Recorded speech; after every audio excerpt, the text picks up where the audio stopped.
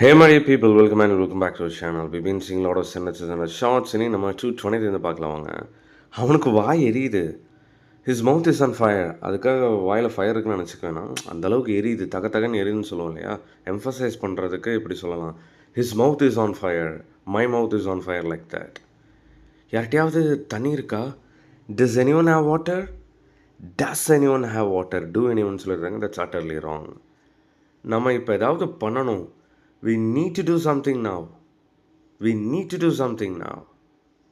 நான் ரொம்ப தூரம் வந்துட்டேன். I have come far. I have come far. You could also say like I have come too far like that. Then அதுக்கிட்ட இருந்து விலகியே stay away from it. Stay away from it. அது என்ன பண்ண முடியும்? What can it do? What can it do? நம்ம சீக்கிரம் போகணும். We need to go quickly. We need to go quickly. Alright guys, நிறைய sentences நம்ம சேனல் இருக்கு. Keep watching and keep learning. Well guys, I've got something to share with you people. Spoken English full course இப்போ ஆஃபரில் போயிட்டுருக்கு. 26 main course videos, 90 plus bonus videos and essential PDF, 10,000 amazing sentences PDF. இதெல்லாமே பார்த்தீங்கன்னா Tamil to இங்கிலீஷில் நான் teach பண்ணியிருப்பேன்.